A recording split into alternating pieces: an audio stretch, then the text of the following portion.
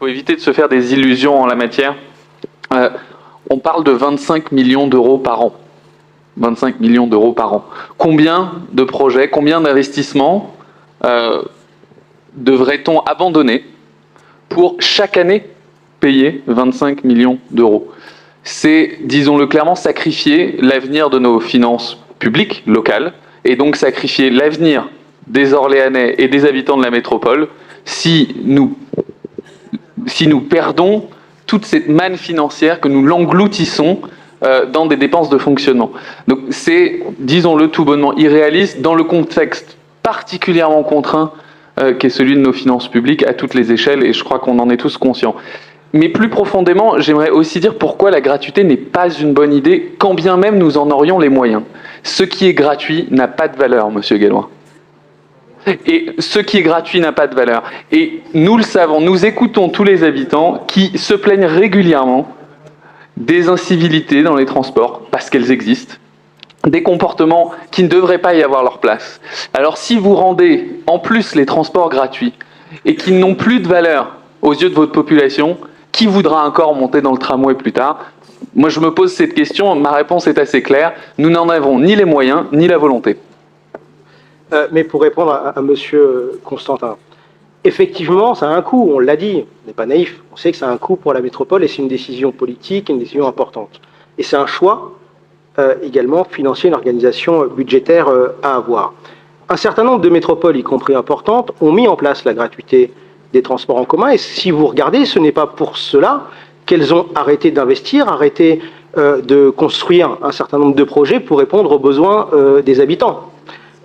Ou sinon, démontrez-moi dans ces métropoles qu'elles ne font absolument plus rien pour financer la gratuité des transports en commun.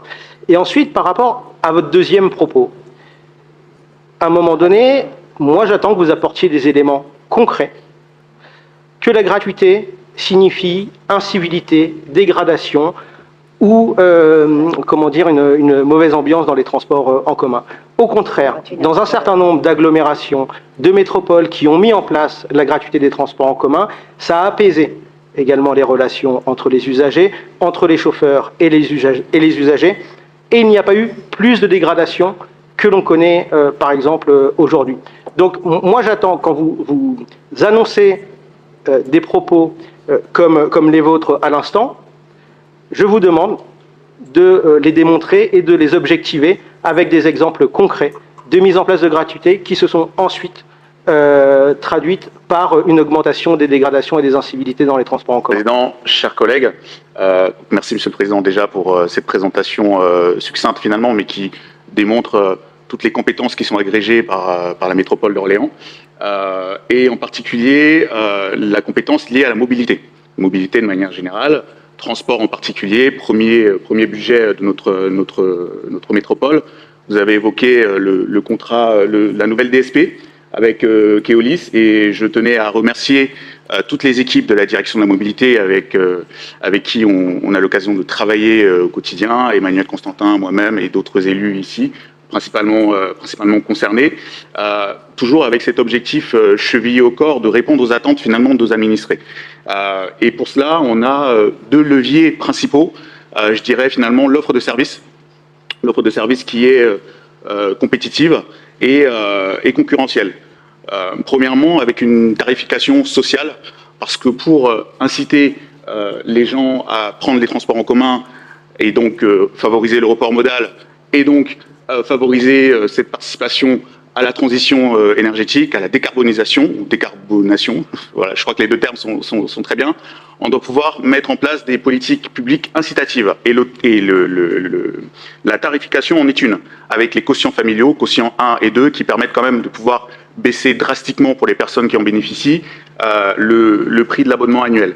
Aujourd'hui, en tout cas en 2024, on avait à peu près 5700 abonnés qui bénéficiaient donc de cette tarification sociale et solidaire. Aujourd'hui, on estime à près de 40 000 personnes qui sont éligibles à cette nouvelle tarification de la métropole. Donc c'est quand même assez important pour être souligné. Je rappelle quand même qu'un abonnement plein tarif, donc à environ 520 € par an, revient à 2500 € par usager et par an investis par la métropole. Donc c'est quand même dire que la métropole prend toute sa part dans cette politique sociale et solidaire. Cette tarification avantageuse bénéficie aux moins de 26 ans et je souhaite mettre en perspective avec l'arrivée de la faculté en centre-ville, qui va donc ramener énormément d'étudiants qui vont pouvoir bénéficier de ce dispositif. Bien sûr, ils vont pouvoir, grâce à cela, se déplacer plus facilement, être employables plus facilement, et ça va dans le bon sens. Pour moi, la vraie justice sociale, elle est là. Deuxième levier, on a eu l'occasion de l'évoquer longuement ici, le transport à la demande et l'arrêt à la demande. Environ 400 000, je vois bien ici, 400 000 voyages avec le transport à la demande, un service de nuit qui nous permet d'avoir finalement un transport H24 avec la Reza Tao qui nous permet d'avoir la possibilité de se déplacer après 21h30 et avant 4h30. Donc c'est quand même assez important pour être souligné. Autre levier, on a développé une application, l'application Tao, qui est quand même assez simple et intuitive d'usage et qui permet de calculer son itinéraire et d'être plus rapide dans son déplacement. Un maillage territorial quand même important. Aujourd'hui, on est en capacité de pouvoir relier le nord et le sud, ou inversement de la métropole, en 35 minutes, avec notamment la mise en place de la ligne 43. À titre de comparaison, il faut environ 1 heure ou 1 heure et demie en voiture. Donc, voilà. Et puis on a parlé des mobilités douces, donc Flexo, pareil, avec un maillage territorial assez important, mais je pense qu'il mériterait d'être davantage développé, et je sais qu'on y travaille. Deuxième levier, et je serai assez rapide là-dessus, parce qu'on a eu l'occasion de l'évoquer longuement, à la fois au sein de cet hémicycle, mais également au sein du conseil municipal d'Orléans, la sécurité dans les transports, la sécurité et la tranquillité publique. Parce que pour inciter les personnes, encore une fois, à pouvoir se déplacer en transport en commun, il faut que ces personnes-là puissent se sentir tranquilles.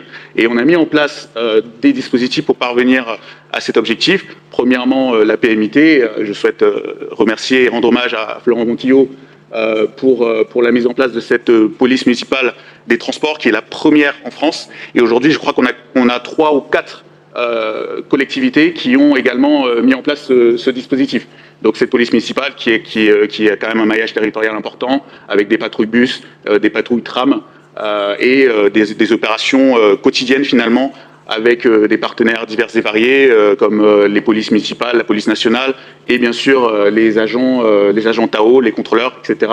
Et finalement, ce qui nous permet d'avoir une baisse des incivilités, ce qui nous permet également d'avoir une baisse de la fraude, avec un objectif, je le rappelle, d'avoir une fraude qui passe en dessous de 7% dans les prochaines années. Et puis évidemment le bouton d'alerte SOS, les ambassadrices qui mènent des démarches exploratoires, l'arrêt à la demande qui permet quand même aux personnes qui peuvent se sentir en danger ou alors qui se dirigent vers des endroits assez isolés, de pouvoir demander au chauffeur de pouvoir s'arrêter à un endroit assez précis.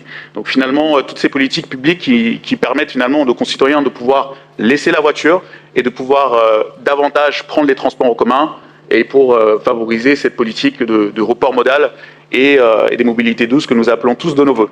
Merci. Merci, Monsieur Kemogne.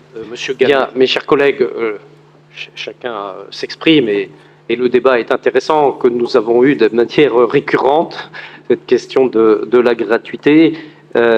Simplement, peut-être pour terminer, je vous remercie pour vos interventions les uns et les autres, de dire oui, la priorité, elle est effectivement à tout ce qui a trait à la transition, j'allais dire la révolution énergétique et environnementale.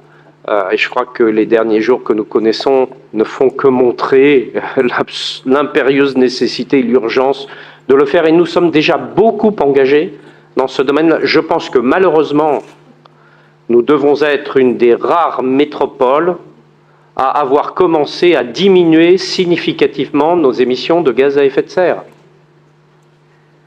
Voilà, je ne crois pas qu'il y en ait tant que cela, et je dis bien malheureusement. Je partage ce qu'a dit M. Gallois, non pas sur la gratuité. Bah oui, je suis désolé. Bah oui, j'ai laissé un peu le suspense durer, mais il était faible. Mais sur ce que vous avez appelé le désengagement de l'État, le désengagement financier de l'État, si je peux me permettre. Parce que moi, je ne vois pas d'autres désengagement, bien malheureusement. Je m'explique. Je vois au contraire une folie normative qui devient insupportable, totalement insupportable, et qui amène un coût derrière qui va être de plus en plus grand. Je ne parle même pas de l'énergie que nous y passons avec l'ensemble des agents de la métropole pour ne serait-ce que répondre, mettre en œuvre, savoir, ne serait-ce que connaître les nouvelles dispositions, les nouvelles réglementations, etc. Et je dis que c'est une grande folie dans laquelle nous sommes. Voilà. Et qu'elle n'apporte rien. Quand on me dit, par exemple, que mes chers collègues élus, maires et élus municipaux, quand il faut que nous fassions une largeur de trottoir, quand nous refaisons une rue dont on nous dit qu'au plan national, la norme dit que c'est 1,40 m, et que si nous ne pouvons pas faire un trottoir d'1,40 m, il faut demander, supplier pour avoir une dérogation. Mais attendez, on n'est quand même pas les imbéciles du village. On sait quand même comment il faut faire un trottoir. Ben non, il y a quelqu'un de très brillant forcément qui, dans les, j'allais dire, dans les coursives parisiennes, a dit qu'il fallait, parce que ça c'est réglementaire, ce n'est même pas a priori dans la loi, il fallait 1,40 m de trottoir. Alors ça c'est un exemple, mais alors j'en ai des collections, mes amis, des collections où je pourrais concurrencer la Pléiade. Donc s'il y a un moment où on ne dit pas, on fait une grande lessive, d'ailleurs tout le monde en aura marre, et je parle de nous là, collectivité, mais je pourrais parler des entreprises, des artisans, des commerçants, enfin tout le monde en a marre dans ce pays de subir ce harcèlement normatif. Et c'est pour ça que je dis qu'il n'y a pas des engagements partout. Et c'est là où en plus les choses ne vont pas, parce que plus vous mettez de la norme, plus cette norme a un coût. Et de l'autre côté, il y a le désengagement financier. Et nous continuons de le subir d'ailleurs sur l'année 2026, et je peux dire que le budget 27 va être extrêmement compliqué à construire avec les prélèvements supplémentaires que nous supportons sur notre budget lui-même. Monsieur Gallo, à juste titre, a parlé de désengagement financier, par exemple sur le fonds vert. C'est un énorme exemple, celui-là, et complètement à contre-pied en plus des politiques qu'on vient de conduire, me semble-t-il. Bon, mais ça, ce sont des désengagements sur des actions qui sont conduites que l'État vient financer. Je ne parle même pas de cela. Je parle des prélèvements directs sur nos budgets. Alors je termine quand même, mais je ne réalimente pas le débat, hein, monsieur Gallois. Les 25 millions, parce que c'est le coût, effectivement, le coût de la gratuité qui n'existe pas, c'est un mot, un faux mot, il faut bien que ça soit payé par quelqu'un. Donc soit c'est payé en partie par l'usager, qui ne paye que déjà très peu, hein. 80% c'est payé par la métropole. Le prix du transport est payé à 80% par la métropole, 20% par l'usager. Donc la question c'est de passer de 80 à 100%. C'est ça le sujet que vous dites. Et là, c'est un coût effectivement de 25 millions supplémentaires pour la métropole. Et 25 millions, il se trouve que c'est en moyenne, pas l'année 25, qui est de ce point de vue assez particulière, c'est à peu près l'épargne nette de la métropole. C'est-à-dire que si on avait, parce que ça c'est de la dépense de fonctionnement, hein, donc si on avait à prendre 25 millions de dépenses de fonctionnement de plus, eh bien vous le prenez tous les ans, donc, sur la dépense fonctionnement transport, qui va venir s'imputer globalement sur le résultat de l'ensemble des budgets de la métropole, et le résultat de l'épargne nette de la métropole avoisinera 0. Ça veut dire qu'à chaque fois qu'on fera 1 euro d'investissement, ce sera 1 euro de dette. Déjà aujourd'hui, notre épargne avec les prélèvements, notre épargne nette, oui, avec les prélèvements de l'État, déjà, elle est en limite basse. Il faut qu'on la remonte. Donc de mettre 25 millions, franchement, de dépenses de fonctionnement en plus, c'est tuer l'investissement de la métropole. C'est ça la réalité. C'est mathématique. C'est terrible. Bien, merci pour ce débat. Je vais vous consulter pour que vous vouliez bien prendre acte de ce rapport. Donc, y a-t-il des abstentions? Alors, il y a 2 abstentions. Y a-t-il des oppositions? Il n'y en a pas, donc la métropole a pris acte de ce rapport.